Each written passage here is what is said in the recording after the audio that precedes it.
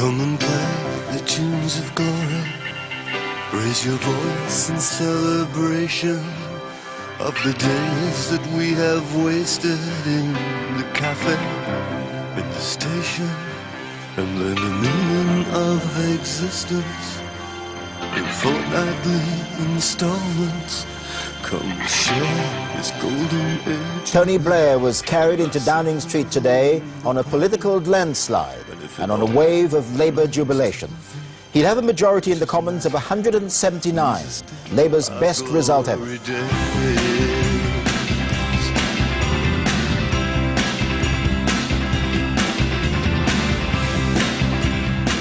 so depressed me when Noel went to Downing Street, and you see those pictures of him now, you see the news report, and he's got his nice neat haircut and he's got his posh jacket on, and Meg's bought herself a nice new dress, and everything that he was about that he didn't belong to anybody, suddenly he did.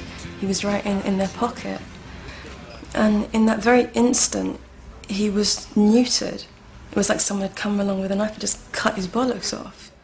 I defy anybody to have an official fucking thing pop on their letterbox, you know, while you're dressed like an Afghan clown fucking at 5 in the morning, you know, off your fucking head on acid and going, it's from the fucking it's from the Prime Minister. What does it say?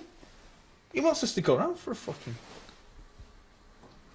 he's inviting us to his house for a drink. And we've got to go then. Fucking why we've got to go. Were you invited to number 10 Downing Street? No, and I wouldn't have gone anyway.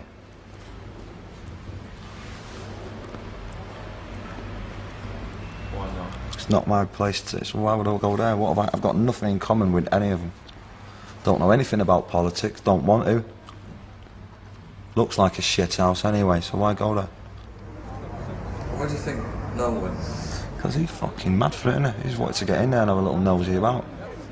And part of you goes, right, yeah, I'd have gone just to have a look around like what Noel did, and part of you goes, right, I won't go because it's not my cup of tea, and then part of you goes, well, fuck that, I don't want to go out tonight. I'm going to stay in. Why didn't I go? Because I just realised that we'd all been taken for a ride, and that, you know, everyone would be dropped. You know, there's kind of sort of the promise of... Well, okay, put it this way, maybe I was just delusional, but I'd been given the impression that I was asked there because they had an interest in what I had to say. But by the point that they got into power, it was pretty evident to me that us lot, i.e. the artists and the entertainers, were, you know, basically, if we got, you know, if you went there, you were going to go through the front door and then just be shown the exit as soon as you got in, and as long as it all got on telly and in the papers, that's all that mattered.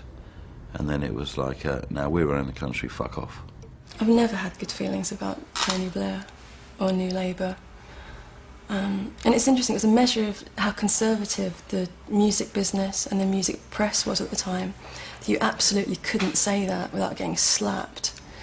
I mean, literally, you could not criticise New Labour, you could not criticise Blair. It was, you know, verboten, it was not allowed. So desperate was everyone to believe in the con that it was. What really pissed me off was when I kind of made a comment about I didn't really understand, or I didn't really feel he could justify sending his kids to private school, or grant-funded, sorry, that's a euphemism. And I got a letter from his office saying, don't talk about that. And that was really the end, you know, of my kind of brief flirtation with, you know, which is why when they got in and there was this 5 minutes of thanking everyone who helped promote him, I didn't really feel like I was part of the party. But you know, you can get these CDs nowadays where they sort of play along with it. We'd set up to watch the election all night, and I asked him how he managed to stay up all night, and he leant into me and he said, probably not by the same means you did. And at that point I thought, you fucking smart ass. And he's right, you know. I thought that was hilarious. I had a lot of respect for him after that. But there you go. There you go. The photograph looks a bit shit though, doesn't it?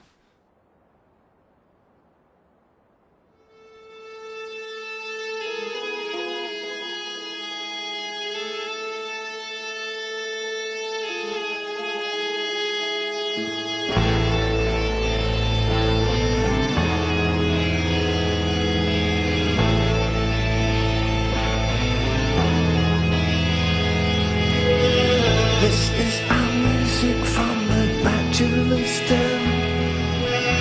The sound of loneliness turned up to 10. A horror soundtrack from a stagnant waterbed. And it sounds just like this. This is the sound of... I got the fear. That's true. Well, because I got what I wanted, I suppose, what I'd been after for the majority of my life, and then the actual reality of that I thought were rubbish.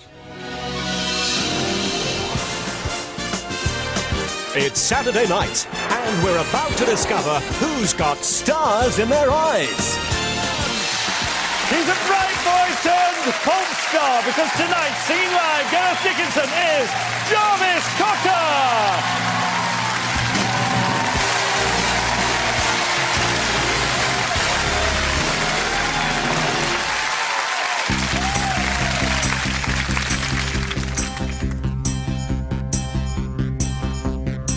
She came from Greece, she had a thirst for knowledge. Oh yeah, well you just realise that you've become a knobhead.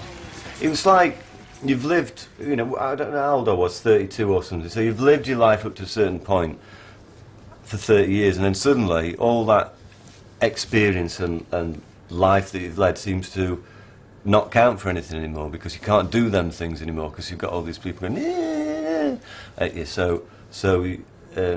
And yet the world that supposedly has now opened its doors to you, yes, welcome sir, welcome to the celebrity club, it just seems to be really shite. So my way of dealing with that situation was just to get as hammered as possible. Biff Avery, screen test, take 2. I didn't take her to the motel, she took me. I'll tell you the unwritten law, you dumb son of a bitch. Hey, I went to college once, but all they found were rats in my head. Did you find This Is Hardcore, the album, a struggle to write? This is hardcore, yeah, it was awful. And it was definitely the worst period of my life.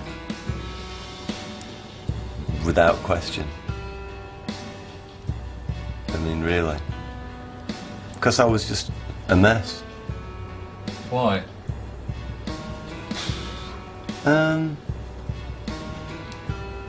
Well, I mean, taking drugs doesn't help.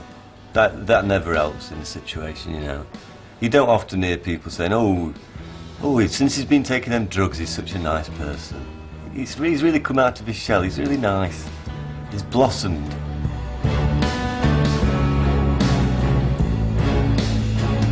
That was Damon's accurate line of the 90s.